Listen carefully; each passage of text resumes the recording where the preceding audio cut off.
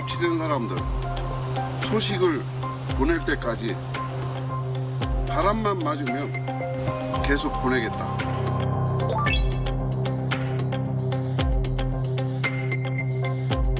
납북자 피해가족연합회가 통일부의 자제 요청에도 불구하고 전단을 살포한 것에 대하여 유감을 표합니다.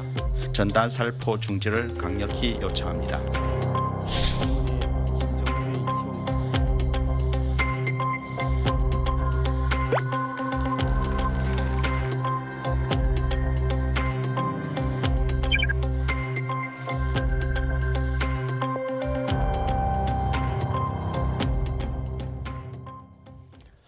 네, 통일부가 민간단체 대북 전단 살포를 중단해달라고 강하게 요청했습니다.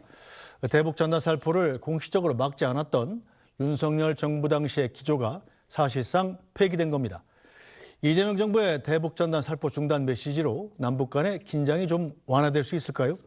이런 가운데 미국에선 자꾸 주한미군 감축과 관련된 얘기가 나오고 있습니다.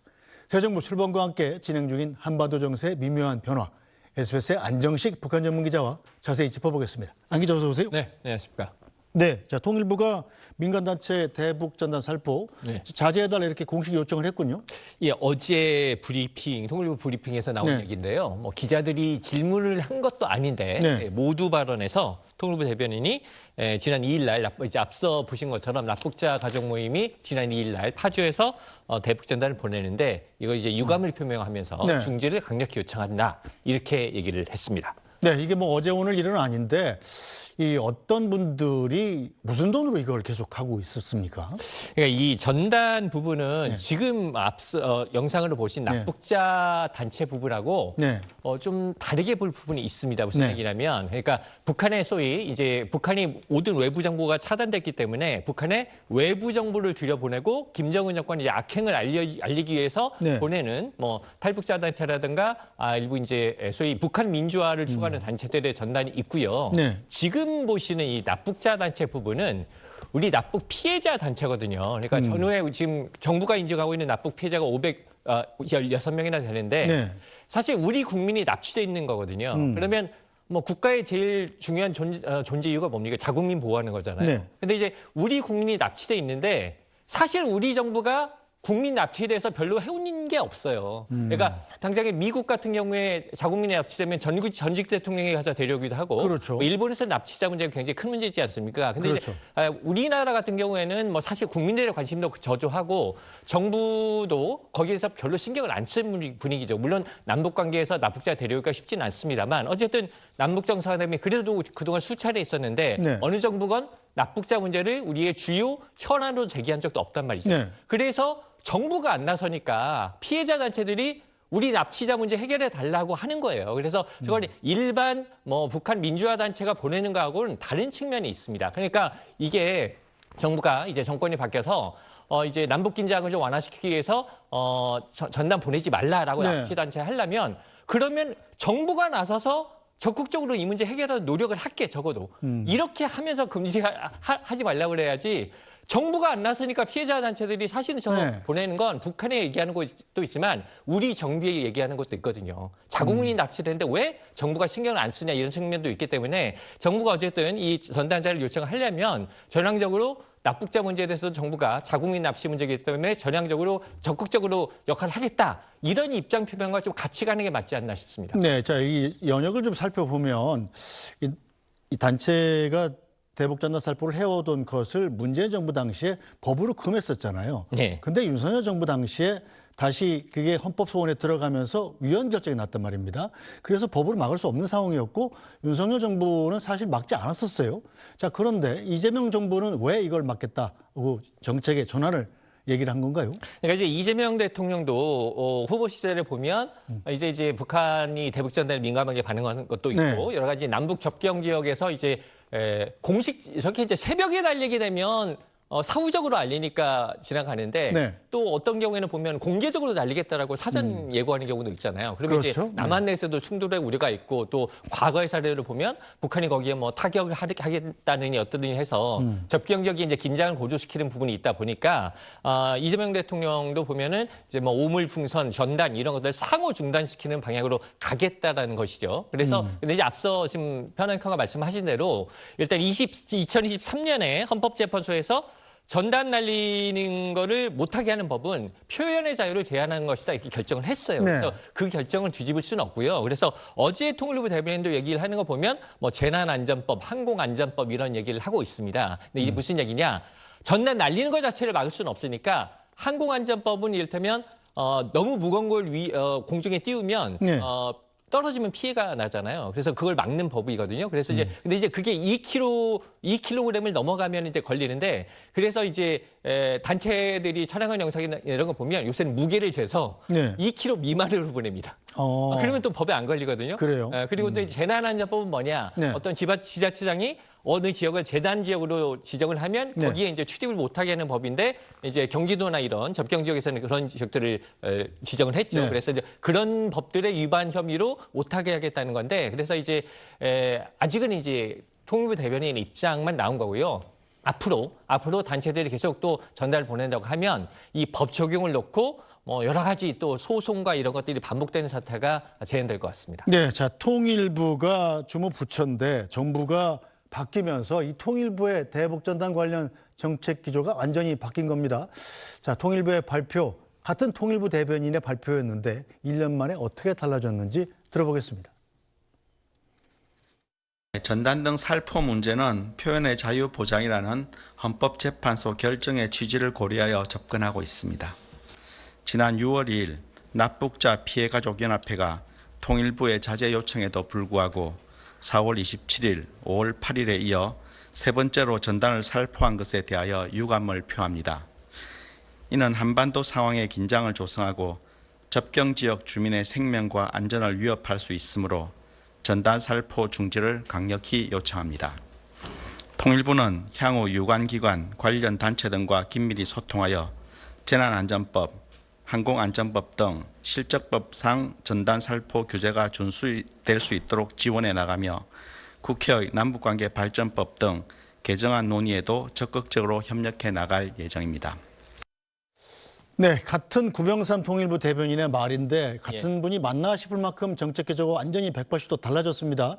예. 자, 앞으로 그럼 통일부는 어떤 정책 수단을 써가지고 대북전단 살포를 막을 수 있나요?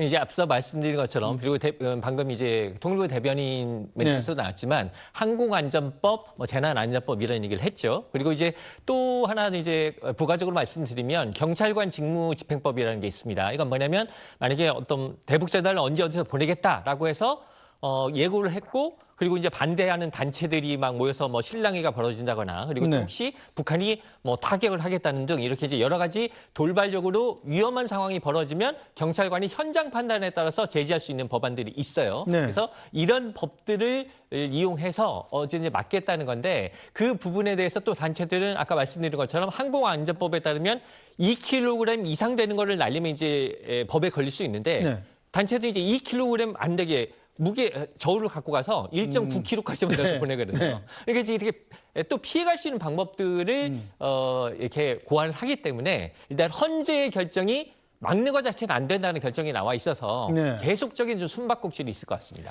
자, 그런데 돌이켜 생각해 보면 이 북한이 오물풍선을 날려보내기 시작했던 게 우리 정부가 이 대북전단 살포를 막지 않았기 때문에 거기에 대한 보복으로 보냈던 거잖아요. 한참 날라오고 SBS 마당에도 떨어지고 그랬었는데 요즘은 왜 그건 안 보냅니까? 그러니까 그 부분을 이제 어느 순간에 그쳤죠. 네. 일단은 오물풍선을 북한이 우리 이쪽이 이제 대북전단에서 반발해서 이제 보내온 건 맞고요. 근데 이제 그 이전에 대북전단은 이미 보낸 지가 수차례 엄청나게 오래됐죠. 네. 그러다가 이제 북한이 오물풍선이라는 걸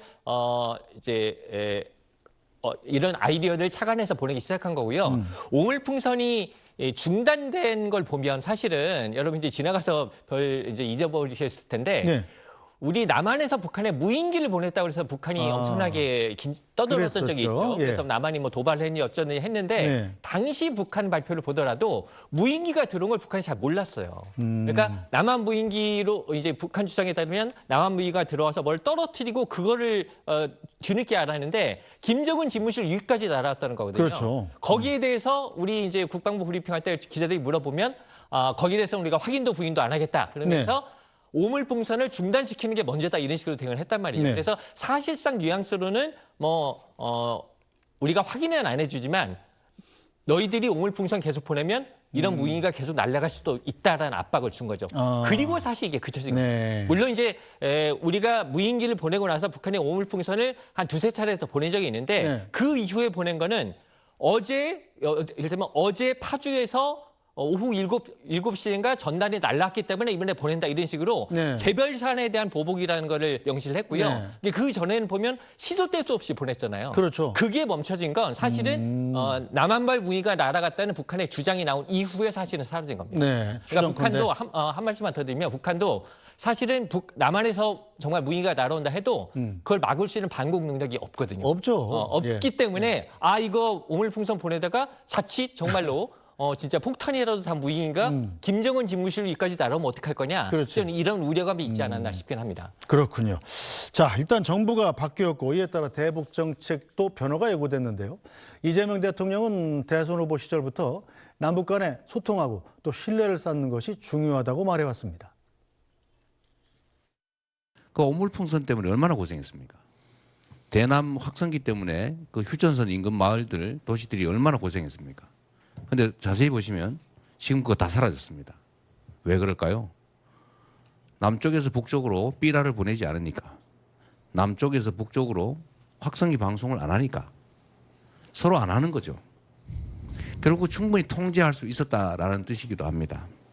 남북 간에 소통하고 협력하고 신뢰를 쌓는 거 정말로 중요합니다. 우리가 당장 통일이라고 하는 거창한 얘기를 할 수는 없겠지만 평화롭게 공존하는 것부터 시작해야 됩니다. 적대성이라고 하는 것들을 계속 심화시켜서는 안 되죠.